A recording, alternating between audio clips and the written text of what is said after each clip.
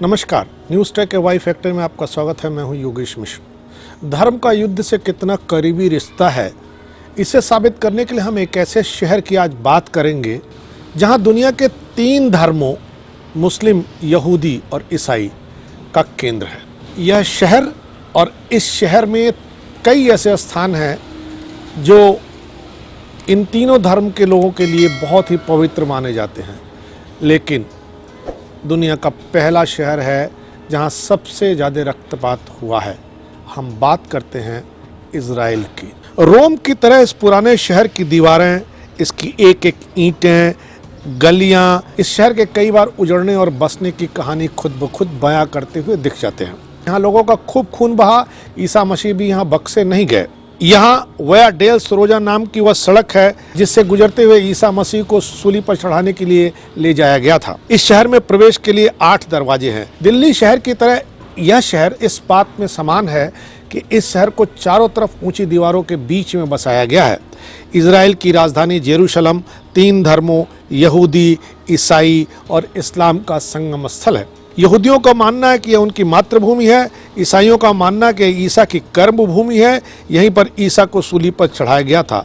वहीं मुस्लिमों का मानना है जेरूशलम की अल अक्सा मस्जिद से इस्लाम की शुरुआत हुई थी। इसी स्थान से पैगंबर मोहम्मद साहब ने स्वर्ग को प्रस्थान किया था। लिहाजा यह शहर मुसलमान, यहूदी और ईसाई तीनों धर्मों के अनुयायियों के लिए बहुत पवित्र माना जाता है। यहूदियों के बीच पवित्र मानी जाने वाली वेस्टर्न वॉल, मुसलमानों की पवित्र अक्सा मस्जिद यही है। यह इस्लाम का तीसरा पवित्र स्थल है। वक्फ नाम का एक इस्लामिक ट्रस्ट इसको संचालित करता है। मुसलमानों का मानना है कि पैगंबर मोहम्मद साहब ने मक्का से यहाँ तक का सफ़र तय किया था।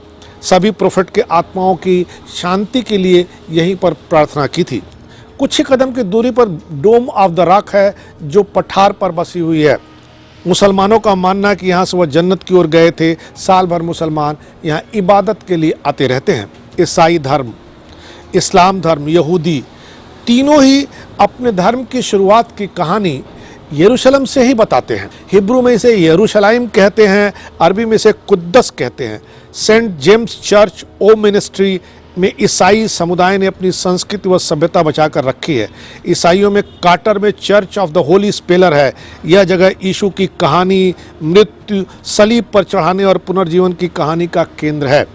दातर ईसाई परंपराएं बताती हैं कि गोलगोथा या कलवारी की पहाड़ियों पर ही यीशु को फांसी पर चढ़ाया गया था। इसे ही हिल ऑफ द कैलवेरी कहा जाता है। ईसा मसीह का मकबरा सेपलकर इसी के भीतर है। माना जाता है कि यहीं से वो अवतरित हुए थे, यानी यही उनके पुनरुत्थान का स्थल भी है। ग्रीक ऑर्थोडॉक्स पैट्री आचिट, फ्रैंकिस फ्रेगर रोमन कैथोलिक चर्च व आर्मेनियाई पैट्रिक आर्क भी यहीं है। यहूदियों वाले हिस्से में कोटल या वेस्टर्न वॉल है। यह वॉल ऑफ द माउंट का बचा हिस्सा है। यह दीवार पवित्र मंदिर का अवशेष है। इसी मंदिर के अंदर यहूदियों का सबसे पवित्र स्थान था। यहूदी मान्यता के मुताबिक यही वह जगह है जहां आधारशिला रखकर दुनिया का निर्माण किया गया। यहीं पर अब्राहम ने अपने बेटे आइजक की कुर्बानी दी थी। यहूदी मानते हैं कि Dome of the Rock Holy of Holies की जगह है जिसकी देखरेख रव ऑफ द वेस्टर्न वॉल करती है। ईसाइयों के धर्म ग्रंथ बाइबिल के प्रथम खंड और यहूदियों के सबसे प्राचीन ग्रंथ ओल्ड टेस्टामाइन से यहूदियों के इतिहास के बारे में जानने को मिलता है। ओल्ड टेस्टामाइन के अनुसार यहूदी जाति का निकास पैगंबर हजरत अब्राहम से शुरू होता है, जिसे इस्लाम में इब्राहिम, ईसाईयत में अब्राहम कहते हैं। यानी यह स्थान तीनों धर्मों के लिए आस्था का बड़ा केंद्र है। अब्राहम को यहूदी, मुसलमान और ईसाई तीनों धर्मों के लोग अपना पितामह मानते हैं। अब्राहम का समय ईसा से लगभग 2000 वर्ष पूर्व का है। माना जाता है कि अब्राहम के पोते याकूब का ही दूसरा नाम इजराइल था। याकूब ने यहूदियों की 12 जातियों को मिलाकर एक किया। इन सब जातियों का यह सम्मिलित राष्ट्र इजराइल कहलाने लगा। लेकिन कुछ राजनीतिक कारण ऐसे बने कि यहूदियों की राजनीतिक स्वतंत्रता खत्म हो गई। दरअसल सन 66 ईसा पूर्व में प्रथम यहूदी रोम युद्ध के बाद रोम के जनरल पॉपे ने यरूशलेम के साथ साथ सारे देश पर अधिकार कर लिया। इतिहासकारों का कहना है कि हजारों यहूदी इस लड़ाई में मारे गए। 6वीं ईस्वी तक इजराइल पर रोम का प्रभुत्व कायम रहा, लेकिन इसी मध्य एशिया में एक और नई शक्ति का उदय हुआ। यह शक्ति थी इस्लाम के झंडे तले खलीफा की। इजराइल पर अपना कब्जा कर लिया। इस तरह इजराइल और उसकी राजधानी जेरूशलम पर अरबों की सत्ता कायम हो गई, जो 1099 ईस्वी तक रही। इसके बाद 1099 में जेरूशलम पर ईसाई शक्तियों ने 3 दिनों में 40,000 लोगों का कत्ल करके कब्जा कर लिया। मारे जाने वाले लोगों में मुसलमान व यहूदी दोनों थे। हालांकि ईसाइयों का शासन बहुत दिनों तक नहीं चल पाया। उन्होंने दोबारा से इस्लामी शासकों के हाथ इजराइल गंवा दिया। सुल्तान सलाहुद्दीन अयूबी ने दोबारा इस शहर पर मुसलमानों को काबिज कराया। ईसाइयों ने ईसाई धर्म की पवित्र भूमि फिलिस्तीनी और उसकी राजधानी यरूशलेम में स्थित ईसा की समाधि पर अधिकार करने के लिए 1095 और 1291 के बीच 7 बार जो युद्ध किए उसे धर्म युद्ध कहा जाता है।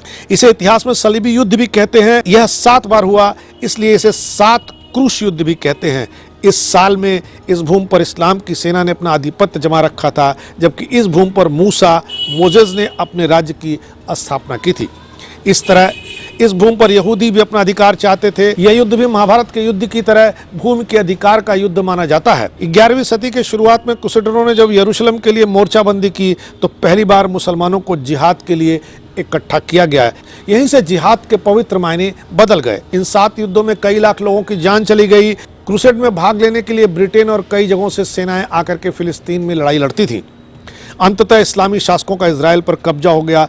तब से लेकर 19वीं सदी तक इजराइल पर कभी मिस्र शासक का आधिपत्य रहा तो कभी तुर्क शासकों का। इजराइल के वर्तमान स्वरूप से पहले वह तुर्की शासकों के हाथ में ही था। इसे ओटोमन साम्राज्य कहा जाता था, जिसके ऊपर खलीफा का शासन था। 19वीं सदी में ब्रिटिश साम्राज्य अपने चरम पर था। तब मध्य एशिया के एक बड़े हिस्से तक फैला ऑटोमन साम्राज्य कमजोर हो चला। इस समय तक कई देशों में राष्ट्रवाद की लहर बहने लगी थी।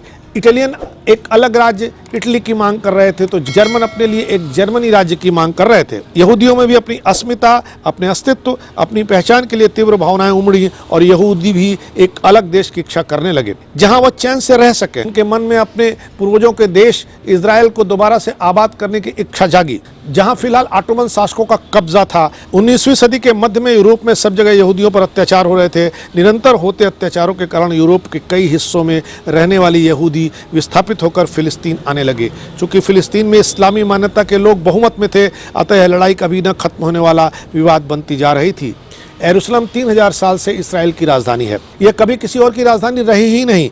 इस्लामी, यहूदी, आर्मीनियाई यहाँ हैं। आर्मीनियाई भी ईसाई होते हैं। इसका सीधा मतलब शहर के 2 हिस्सों पर ईसाइयों का कब्जा है। सेंट जेम्स चर्च और मोनेस्ट्री में आर्मीनियाई समुदाय ने अपनी संस्कृति और सभ्यता सहेज कर रखी है। यहूदियों का आधुनिक यरूशलेम भी है। पूर्वी यरूशलेम में इसराइली अरब रहते हैं। फिलिस्तीनी वेस्ट बैंक और गाजा में रहते हैं, जो दोनों जुड़े हुए नहीं हैं। इन दोनों में रहने वाले लोगों को एक दूसरे से मिलने के लिए परमिट लेना पड़ता है। संयुक्त राष्ट्र पूर्वी यरूशलेम पर इजराइल का कब्जा नाजायज मानता है, जबकि इस्राएली सरकार यरूशलेम को इजराइल की राजधानी मानती है। ट्रंप ने इजराइल के दावे को मान्यता दे दी और अपना दूतावास तेल अवीव से इजराइल लाने के लिए उन्होंने कह दिया। ऐसी स्थिति में एक नया विवाद फिर इजराइल के साथ जुड़ गया है और तमाम लोग अमेरिका के इस मान्यता को मानने को तैयार नहीं है। बहुत सालों से, सदियों से इजराइल रक्तपात का गवाह रहा है। सबसे ज़्यादा खून यहाँ बहे हैं। देखना है धर्म और युद्ध के रिश्ते कब खत्म होते हैं या धर्म और युद्ध के रिश्ते बने रहते हैं। इस बार इतना ही। अगली बार फिर मिलेंगे किसी नए सवाल पर नए ढंग से बात करने के लिए। तब तक के लिए नमस्कार। Y factor with Yogesh Mishra.